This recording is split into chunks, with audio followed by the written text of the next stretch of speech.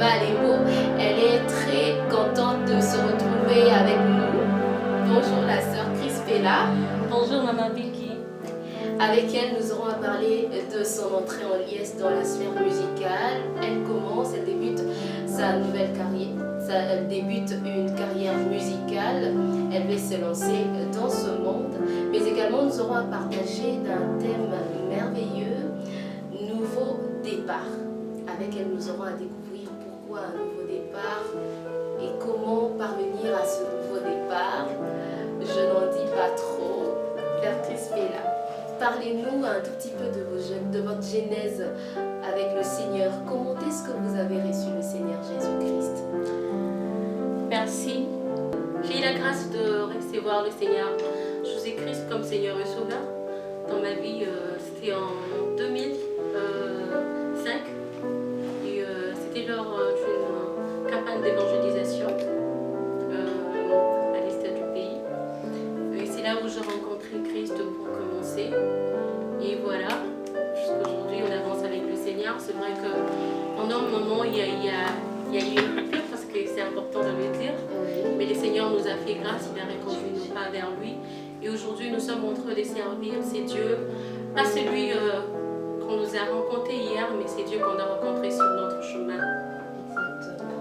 Comme tout enfant des dieux, on a un début, on a un parcours de foi, on tombe et le Seigneur, un bon Père qu'il est, il nous relève aussi vite. Amen. Et il nous appelle. Comment est venu l'appel dans les services des dieux?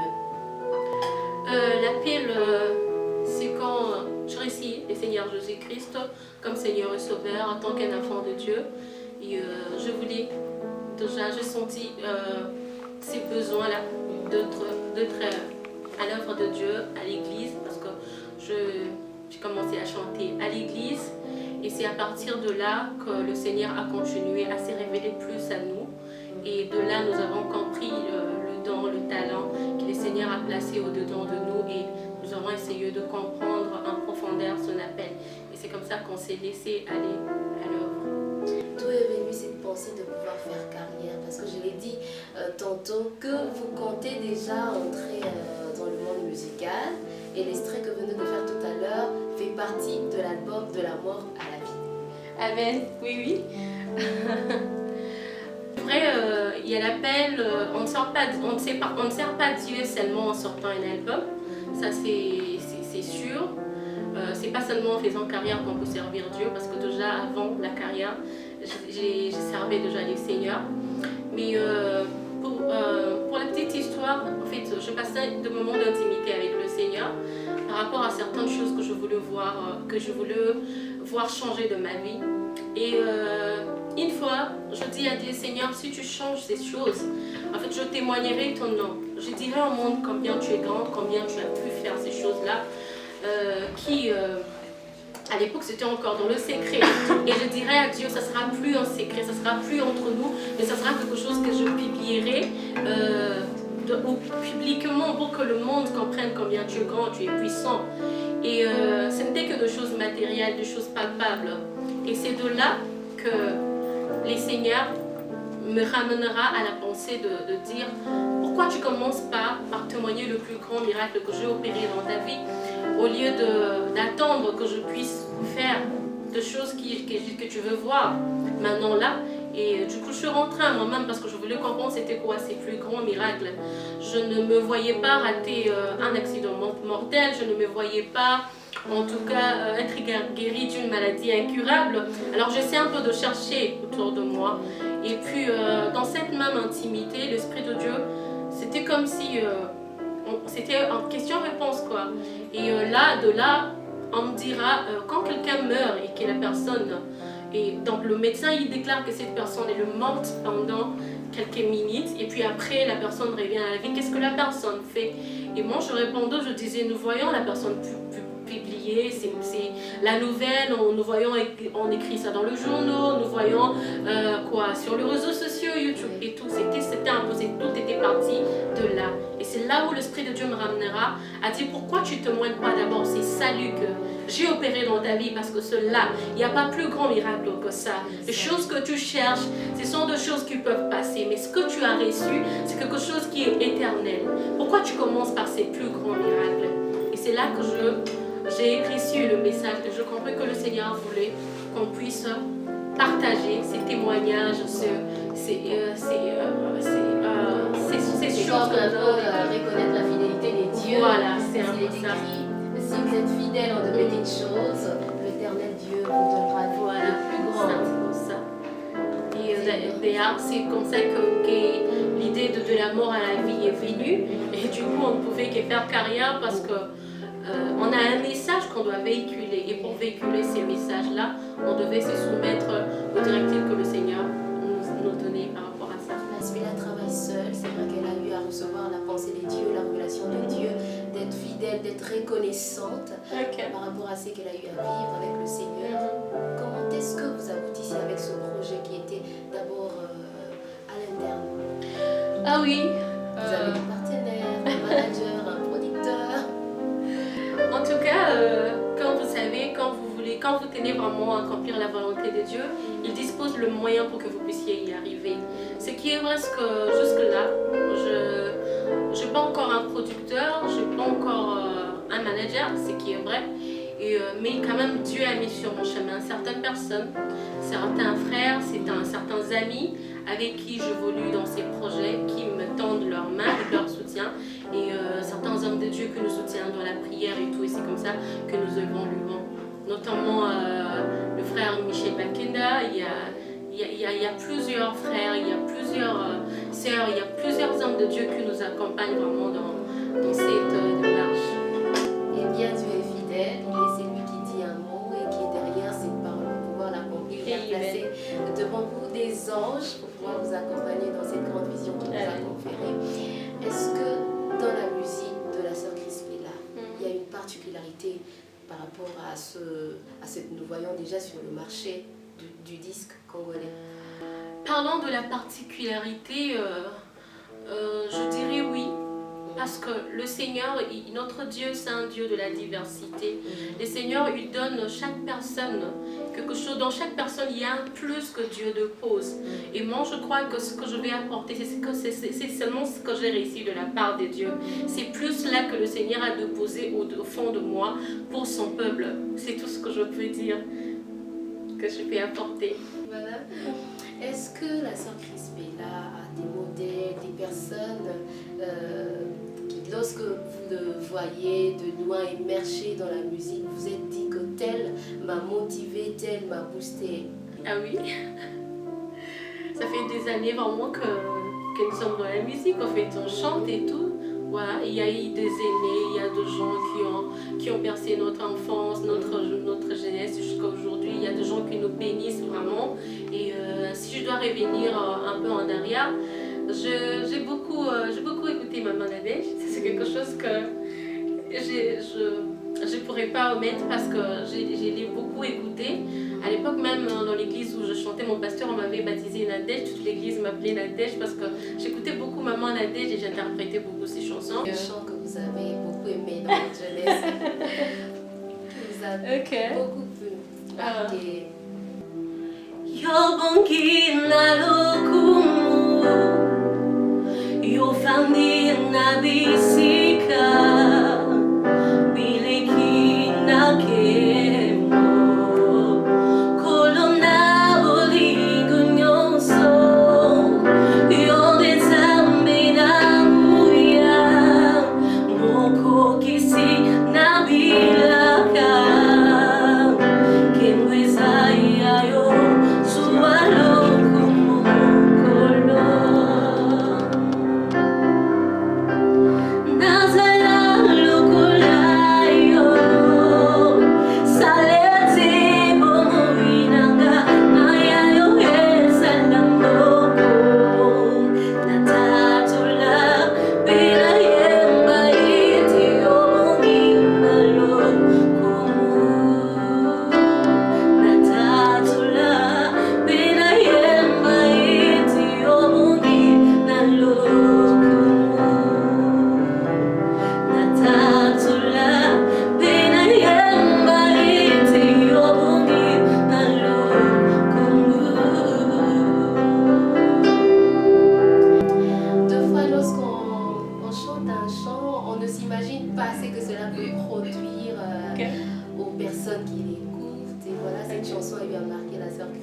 En tout cas, cette chanson a marqué ma vie. Je me rappelle quand je perdis ma mère, en parlant de cette chanson, parce que quand je perdis ma mère, au fait, il m'est arrivé un moment où je ne savais plus pleurer et je faisais que chanter. Et c'est cette chanson que je chantais, en boucle. En fait, je l'écoutais, mais quand j'étais devant le gens, j'ai la chanté. Donc c'était un peu ça. Et juste après l'enterrement, il y avait culte. Et je suis allée au culte et le pasteur a dit, est-ce que tu peux nous chanter la chanson? Il savait que je traversais un moment très très difficile. Je pris mon micro et j'ai béni les Seigneurs. Je levais le nom de Dieu au-dessus de tout, au-dessus de nos problèmes. Donc c'est une chanson vraiment qui m'a aidé à aller au-delà de tout ce que je pouvais traverser. Je voyais la grandeur et la puissance de Dieu au-delà de tout. Parce qu'il fallait un nouveau départ Et- après la mort de maman. Et voilà. Parlons du nouveau départ. Ok. C'est quoi le nouveau départ? Pourquoi c'est un nouveau départ? Un nouveau départ, c'est quoi le nouveau départ? Pourquoi le nouveau départ? Un nouveau départ parce que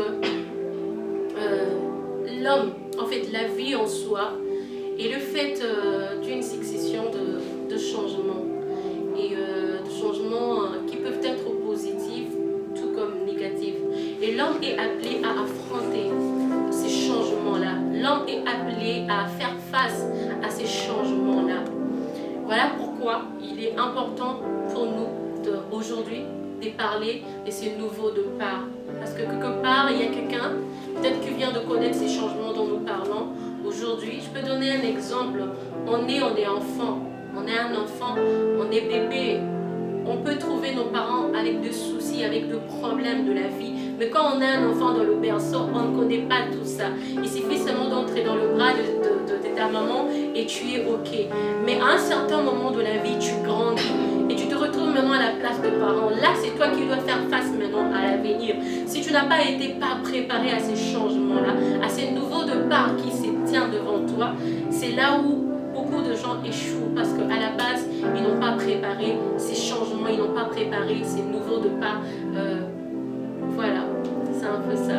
Pourquoi c'est pas un nouveau départ? Un nouveau départ parce que, comme je venais de le dire là, l'homme doit faire face à plusieurs changements.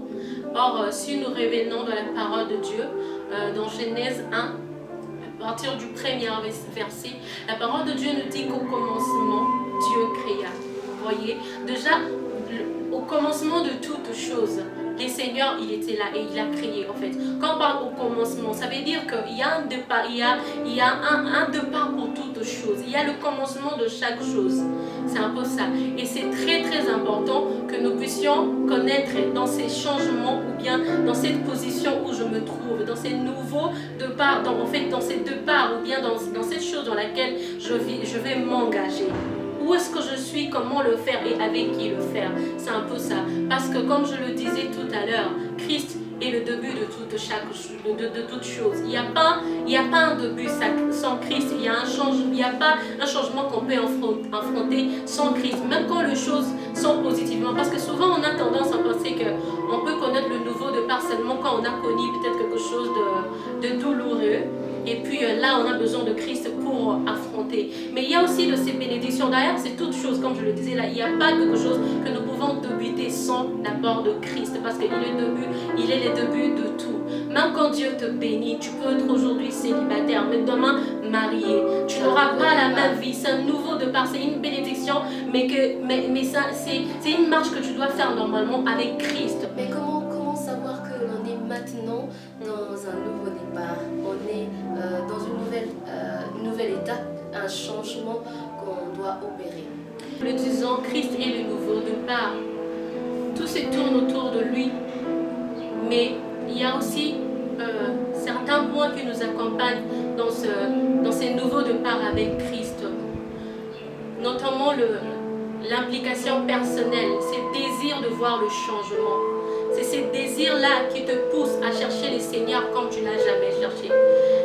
La femme à la perte de sang, si elle a pu avoir une révélation particulière d'aller toucher la robe du Seigneur, c'est parce qu'elle avait marre de continuer à vivre dans la même situation.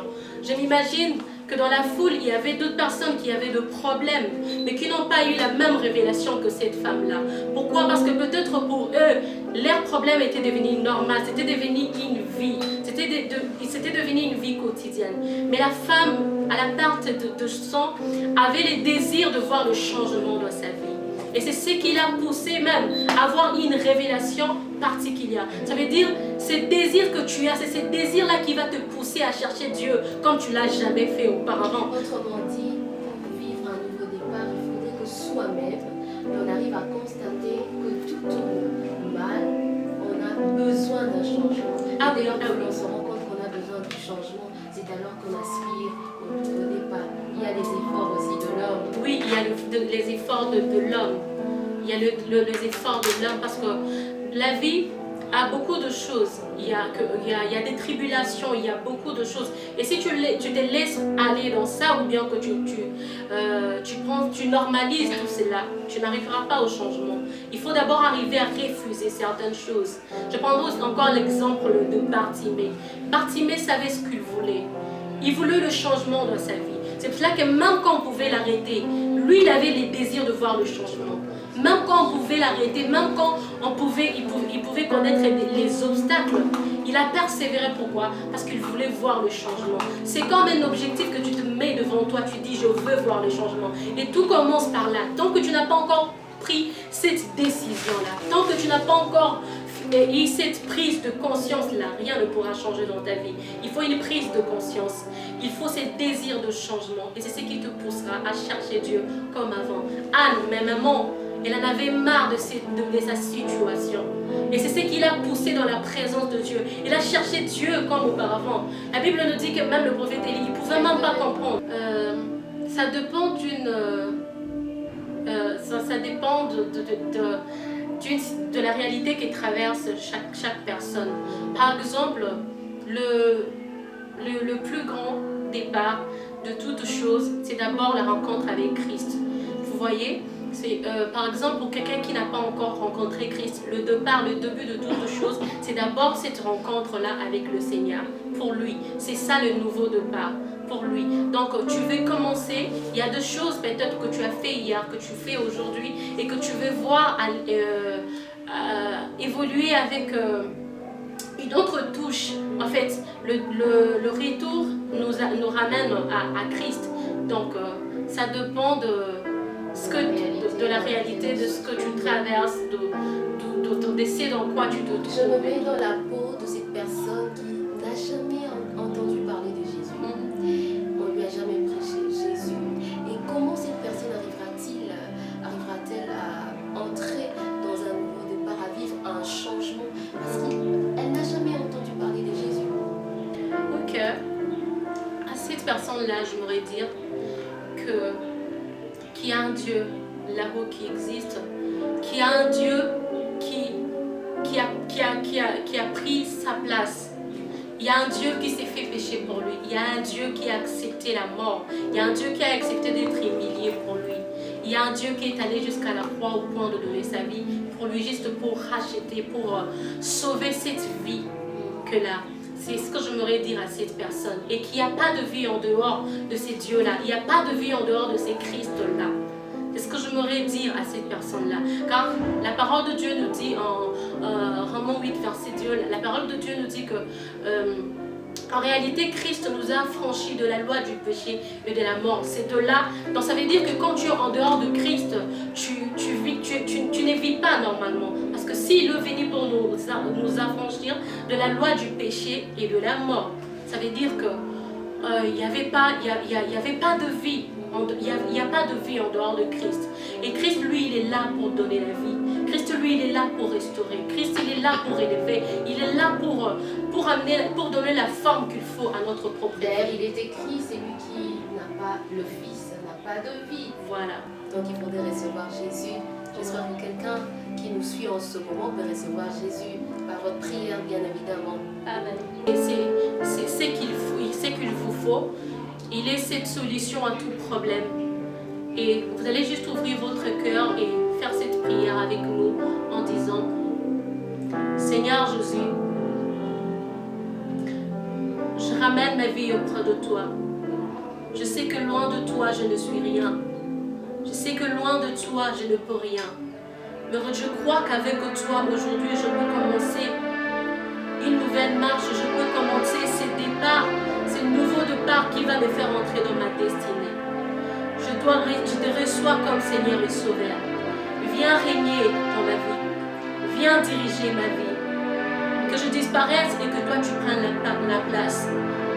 Prends le volant de ma vie, Seigneur. Dirige-moi. Aujourd'hui, je renonce à ma propre volonté et je me soumets à ta volonté. Je vais vivre désormais dans tes objectifs, Seigneur, afin que ma vie te rende gloire ici sur la terre et que je vive avec toi éternellement. Seigneur, inscris mon nom dans le livre de la vie au nom de Jésus-Christ. Nous avons ainsi prié. Amen. J'espère que quelqu'un qui nous suit en ce moment a bien reçu Jésus-Christ comme étant son Seigneur et son Sauveur dans sa vie aujourd'hui, parce que tu dois vivre un nouveau départ, parce que tu dois commencer de nouvelles choses. Et en Christ, nous sommes une nouvelle créature. Amen. Voici de choses anciennes sont passées et toutes choses sont devenues nouvelles.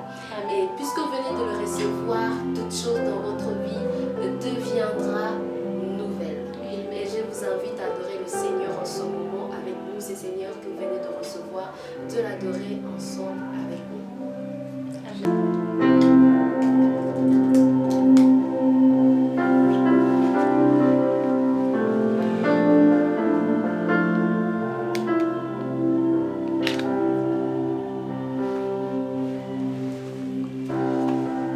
J'ai décidé de ne plus reculer. Je suis venue déclarer le pas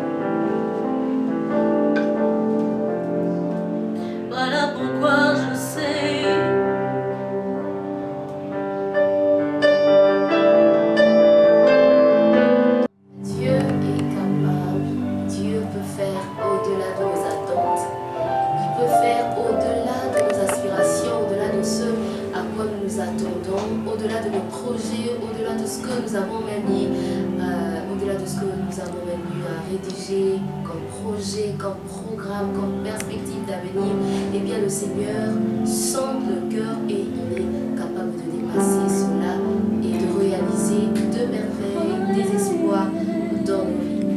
La sœur Crispella nous a bénis énormément.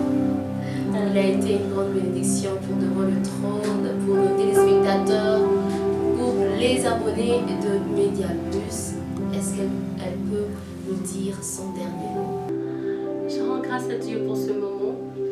C'est vraiment un moment qui m'a béni personnellement. Et je crois que plusieurs ont été bénis aussi de la part de Dieu.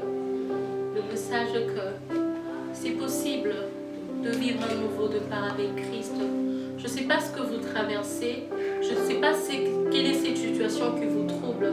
Je ne sais pas c'est dans quoi vous vous trouvez en ce moment. Je ne sais pas quelle est cette situation qui vous fait couler les larmes. Mais tout ce que je sais, c'est que mon Dieu, il est plus grand, il est plus puissant et il est au-dessus de tout le problème. Élève seulement le Seigneur au-delà de ces problèmes-là. Vois seulement ton Dieu plus grand que ton problème. Et engage un nouveau départ avec lui et tu ne seras pas déçu. Que Dieu vous bénisse. Mettez-moi à l'épreuve et vous verrez, j'agirai, j'ouvrirai les excuses de Dieu en votre faveur. Eh bien, vous comprenez que c'est par cette note que nous mettons un terme à notre numéro qui vous a béni énormément. Je vous dis merci pour votre attention soutenue à ce programme. Nous vous fixons rendez-vous prochainement pour un nouveau numéro, une nouvelle figure. D'ici là, portez-vous bien et prenez bien soin de vous. N'oubliez pas que nous avons devant nous un nouveau départ. Aspirons à cela, adhérons à cela et le Seigneur vous bénira. Au revoir.